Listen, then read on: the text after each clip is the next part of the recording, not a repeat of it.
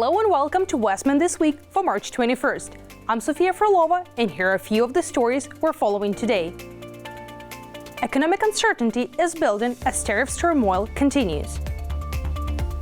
Brandon's transit system is under some pressure from increased ridership, leading to some crowded buses. And in sports, the Brandon Wheat Kings are in the playoffs, but who they will face in the first round is yet to be determined. We will have those stories and more coming up on Westman This Week.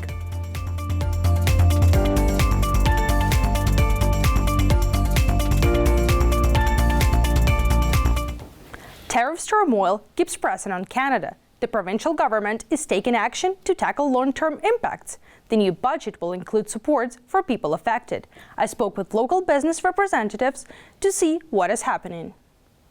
Looming U.S. tariffs are starting to affect local business. Some shops are noticing fewer customers and slower sales. The full impact is still unclear. Elizabeth Morrow from Food Rescue Brandon says people are unsure about what will happen next.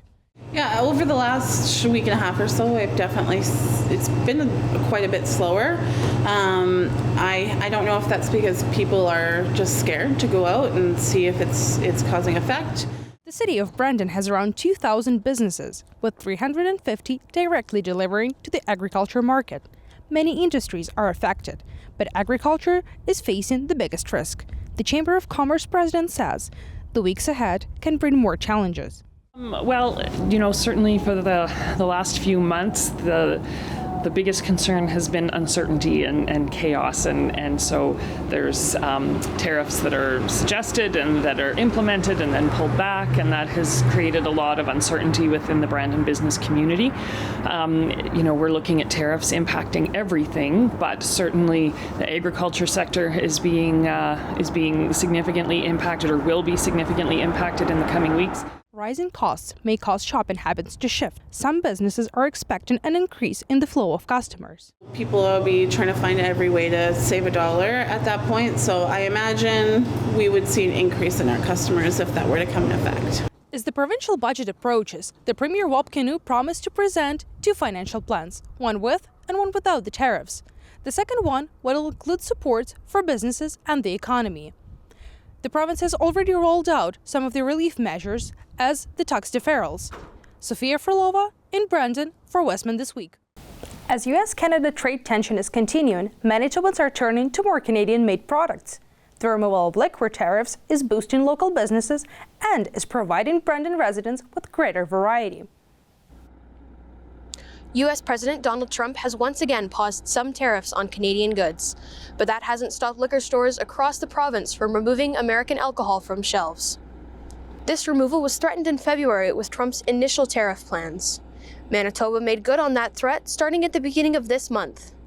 Manitoba joins other provinces such as BC and Ontario in retaliation against Trump's ongoing threats. Manitoba Premier Wab Kinew called the tariffs a, quote, economic attack on this country, but added that Manitobans are ready to scrap. Kinew also said that while Manitoba is known for its friendliness, our first and foremost responsibility is always to protect our families. Erica Brake, Westman This Week, Brandon. This week, the Keystone Center hosted the annual Brandon Career Symposium. Students from the Westman area attended the event to learn about potential careers with dozens of employers on site. The event offered a wide variety of opportunities in fields like healthcare, agriculture, and business. With so many opportunities available at the Brandon Career Symposium, it proved to be a successful event for both employers and job seekers alike. Now need an excuse to spoil your special someone today? Is a National Flower Day. What better place to get a bouquet than a local Canadian flower shop? Carolyn's Floral Designs has been a part of Brandon for 12 years. In a time like now, supporting local is more important than ever. Florists are often overlooked when you're in need of flowers. Some consumers don't know the difference between a good or a bad floral arrangement. Going local not only supports the owners, but also supports Canada with the tariffs looming coast to coast. It's crucial to pay attention to where you shop. Just to encourage people to buy local, not only in Brandon, but when they send flowers to other cities, to take the time to look up a local florist rather than using a conglomerate that just gathers orders and sends them to whoever. The Crocus Kennel Club Agility Trials happened March 13th to 16th at the Keystone Center. Our George Vandersloot brings us the story. The indoor show ring at the Keystone Center went to the dogs this past weekend. Dog owners put their pooches through the races with jumps, hurdles, and tunnels. It's a fun time not only for the dogs, but for the handlers and audience as well. It's good exercise for them. They learn to be okay in different places with people and dogs, and it's fun for them. Agility trials like this are great for dogs and help with providing them with physical and mental stimulation. It can also help the handlers to create a stronger bond with their dogs. The agility trials can also give the dogs a sense of purpose and improve handlers' mental health. The Crocus Kennel Club holds trials like this as a competition for the region. For Westman This Week, I'm Josh Vandersloot. The Arts West exhibition is on display at a local art gallery. The Heritage Home for the Arts is showcasing 20 chosen pieces of locally produced artwork. A jury of 3 experts reviewed over 100 entries and chose the best to be on display throughout 15 communities in southern Manitoba. One of the pieces chosen is from a local artist in Killarney, making the stop extra special. The artwork is created in a multitude of media, which includes watercolors, acrylic, and oil, and that is a unique experience for art enthusiasts. The main purpose of our main floor is these 3 galleries that you're standing in right now. So we have monthly exhibitions since 2018. This building has been standing since 1915, but it has been the Heritage Home for the Arts since 2018. An increase in international and non-domestic students has put pressure on some Brandon transit routes. Buses en routes to Assiniboine College are often packed to capacity at certain times of the day. Our Kara McKay brings us more in the report. Hi, this is Kira at Assiniboine College's bus stop. Route 15 is notoriously busy, as this is where AC students come in to school for those that don't have their vehicles. During hours where most students are dismissed, specifically I'd say around 3:40, there are times that students get turned away because of the bus being beyond its capacity, and many of these students are left to wait for the bus coming after that. Especially in the mornings when you're taking the 15 to ACC, it's really crowded because I feel like there's not enough buses in the mornings for those schedules.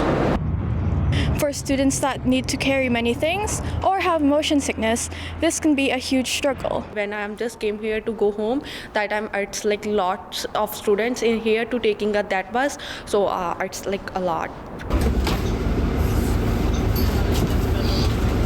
This route also stops at Superstore and the hospital and can be difficult for non-students that take this route.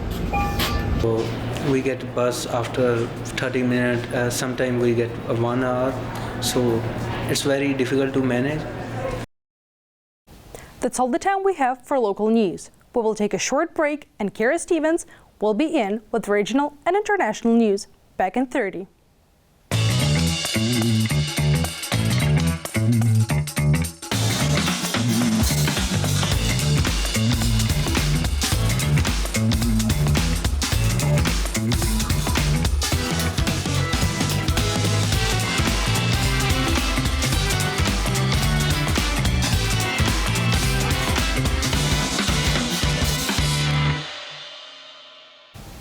For Westman This Week, I'm Kira Stevens. From Ukraine to Gaza to outer space, here's a look at some of the stories making international headlines this week. We start in Ukraine as efforts to put a ceasefire into effect between Russia and Ukraine are ongoing. U.S. President Donald Trump's lengthy phone call with Russia's Vladimir Putin ended with an agreement to temporarily halt strikes on energy infrastructure. Ukraine has not yet agreed to this. The Kremlin's description of the call says Putin demanded the halt of foreign military aid and intelligence sharing to Ukraine as the key condition for preventing the escalation of the conflict. However, both nations launched strikes shortly after the talks, putting the idea of a ceasefire in jeopardy yet again. Israeli strikes killed more than 420 people in Gaza this week after the enclave's fragile ceasefire shattered in a wave of deadly bombardments. In a statement Wednesday, Israel's military said the strikes overnight targeted a Hamas military site in northern Gaza, where preparations were being made to fire projectiles at Israeli territory.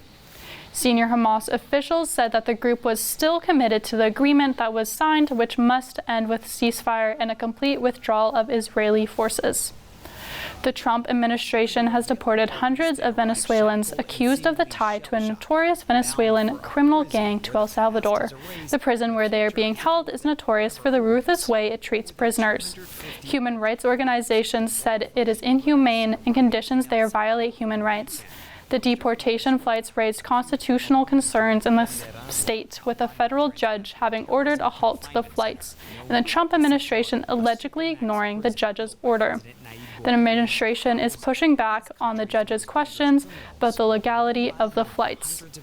A global group of economists predicts President Trump's tariff policies will slow economic growth in the U.S. and around the world and send prices higher again.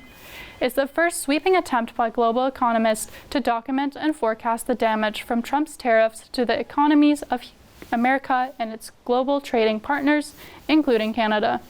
The group predicts U.S. economic growth will slow dramatically this year and next, while U.S. inflation will pick up this year. And finally, an unexpectedly long journey has come to a close. NASA astronauts Sunny Williams and Butch Wilmore safely splashed down in the Gulf of Mexico aboard a SpaceX Crew Dragon capsule earlier this week. The two were originally slated for an 8-day mission aboard Boeing's Starliner spacecraft. That spaceship encountered difficulties and the pair were added to the International Space Station mission for 9 months. According to NASA, the astronauts will undergo an immediate medical screening by a flight surgeon, a standard step for astronauts finishing long-duration missions. I'm sure they'll be happy to be back at home on planet Earth. That's all the time we have for international headlines.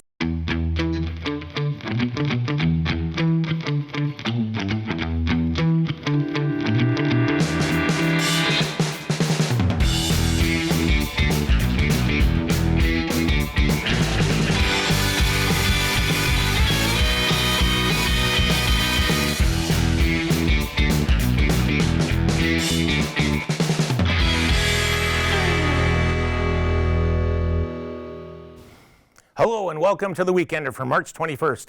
I'm Stu Smoley. Here's what's happening in and around Westman. On March 22nd, PrairieCon brings Spring Games Day to the Central Community Center. PrairieCon Games Days are fun-free events where anyone can come by and drop in to play some tabletop games. It runs from noon till 10 p.m. The spring season also means it's musical season. The Western Manitoba Centennial Auditorium hosts the high school production of Percy Jackson and the Lightning Thief. There's 3 shows to catch, tonight at 7 p.m. or Saturday at 2 p.m. and again at 7. Tickets range from $15 to $23. Tango Box will be performing at Lady of the Lake on Friday from 8 to 10 p.m., playing both new and classic rock and a little bit of country. It's sure to be a good time. Tickets are $12 and will be available at the door. For a wide range of 80s and 90s pop music as well as some disco, Pop Vegas are performing at the 40 this Friday. Doors open at 9 p.m. and music starts at 10. There's a $10 cover and photo ID is required for entry. The magic of robotics comes to Brandon this weekend on Sunday at the Travel Lodge. Starting at 10:30 a.m., kids ages 7 to 14 years old are invited to take part in a robotics workshop. The workshop aims to introduce children to the STEM fields of science, technology, engineering, and mathematics through exciting hands-on robotics and coding activities, as well as quizzes. Registration is free. For more information, visit eventbrite.com. Archery Canada is excited to bring to Brandon for the first time the Canadian ASA Indoor Championships. Competitors as young as 6 years old will challenge the 3D foam animal targets with up to $9,000 in cash prizes up for grabs. The weekend competition will be held at the Keystone Centre March 21st to the 23rd. On Saturday, March 22nd, the experimental queer music duo Transfixed will kick off their tour at the AGSM Main Gallery. Doors open at 6:30 with the concert starting at 7. Coda Maxon and Nora Wilson create their music by blending electronic sounds, vocals, and trombone. This free event welcomes donations from Westman Empowerment. Don't miss it. On March 21st to 23rd, the Evans Theatre will feature a new movie, The Brutalist. Showtimes for Friday and Saturday are at 7:30 p.m. Sunday, the afternoon matinee starts at 2 p.m. This film is about a war veteran's life after the war, the challenges of rebuilding his life, and being a husband in an attempt to get back to normal. When he takes on a new job, he is recognized for his specialty, but it comes at a cost. And now turning to the weather. It's going to be cloudy and cool throughout the weekend as spring has arrived today. On Friday, we'll see partly cloudy skies with a high of -2 and a low of -14. On Saturday, look for a bit of snow, high of -2, and again a low of -14. Sunday, we can expect cloudy conditions with a high of -1 and a low of -8. Temperatures will slowly rise into next week as we head into spring. And that's what's happening in Westman for the Weekender. I'm Stu Smoley. Don't go anywhere. Kiana Ferland is up next with sports after the break.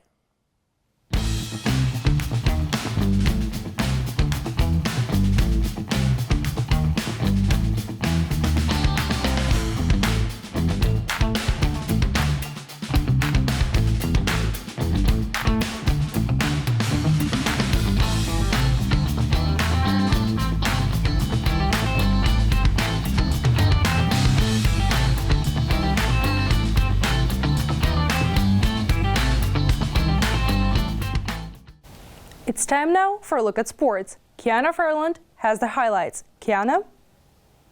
Thanks, Sophia. The Brandon Wheat Kings are in a very tight playoff race. The Saskatoon Blades were in town on Wednesday with only 3 games remaining in the regular season. The Blades and Wheaties are in a neck-and-neck race for playoff position. Goaltending is going to be a crucial going forward, and Brandon's Carson Bjarnason was tested early and often on Wednesday. At the other end of the ice, Evan Gardner faced a flurry of shots, but the first period would be scoreless. At the 8-minute mark of the second period, Hunter Lang would set up David Lewandowski. He would put it past Bjarnason to make the score 1-0 Blades. This contest had a real playoff atmosphere to it, as it was very physical in all 3 periods. On to the third. Saskatoon's Rowan Calvert scores on a sharp angle shot that sneaks past the Brandon goalie, and it's 2-0 Blades. Brandon would answer back as Luke Shipley rips it past Gardner to make it 2-1. That was all that Brandon could muster despite outshooting Saskatoon. The Blades would add the empty netter to make the final 3-1. With the win, Saskatoon moves into first place in the division and second overall in the conference. Brandon is 2 points back of the Blades and 1 point back of Prince Albert. Brandon has 2 games remaining in the regular season as they play Friday and Saturday in a home-at-home series against Regina. Brandon has to win both games, and Prince Albert and the Blades have to split their season-ending series for Brandon to move back into first in the East. So it's right down to the wire at the end of the season. Brandon squares off against the Pats at the Keystone at 7 p.m. tonight.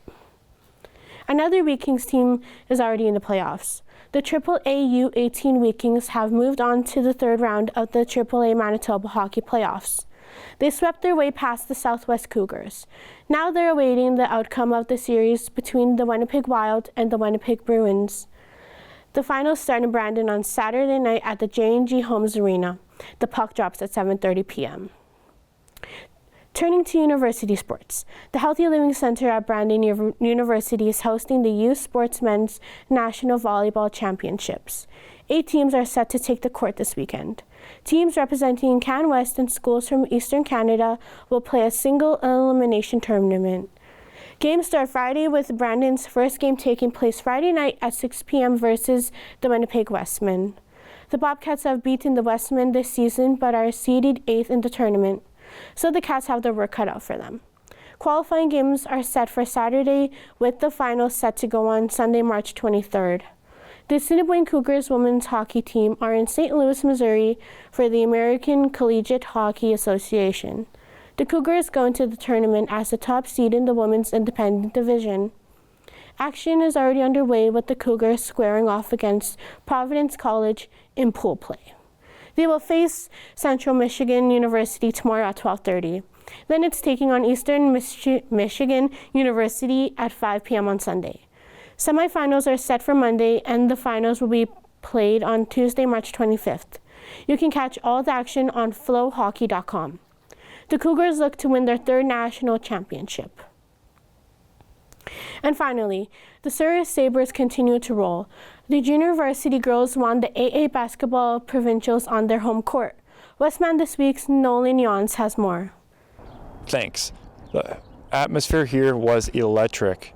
The finals was a barn burner and would need the 45 minutes to settle the game, needing an extra 5 minutes in overtime, where Kira Armour hit the three with 1 minute remaining, and then Tessa Penner would follow suit, hitting the game-winning three, earning her the tournament MVP. Both boys and girls varsity teams will compete in their own provincials starting next Thursday. I'm Nolan Yons from Westman This Week. And that is all we have for sports. For Westman This Week, I'm Kiana Furling. Back to you, Sophia.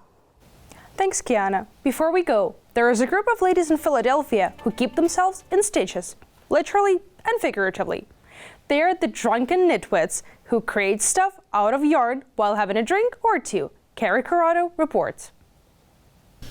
They're known as the Philadelphia Drunken Nitwits. Sip by sip, stitch by stitch, the group socializes, grabs some cocktails and food, and knits together, a little tipsy, once a week. They say they are knitaholics. We like to be very open about knitting in public. The Drunken Nitwits are known throughout the world. It started in Oxford in the UK in 2012. There's chapters in Australia, Madrid, Dublin, to name a few. Head nitwit in the city, Allison Covey, says she brought the idea to Philly, and they have been meeting since 2017. Tonight's stop was Lucha Cartel in Old City, and it's all about having fun.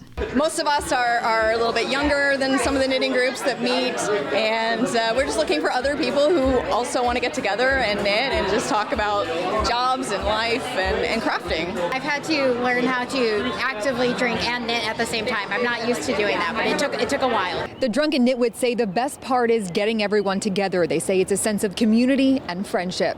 I work as a nanny, and so my closest friend was like 9 months old, and I wanted to find more friends in the area. It's been so fun. I'm obsessed with this group. I tell everybody about it. When we come together, it's so much more than just knit and crochet. It's really about the community and camaraderie. It's extremely localized. And it doesn't stop there. The group also does yarn bombing, which means they put yarn art throughout the city. They've hit multiple areas with permission, like the Singing Fountain on Passyunk Avenue, Cherry Street Pier, and Fittler Square. Whatever seems to need a little cheer.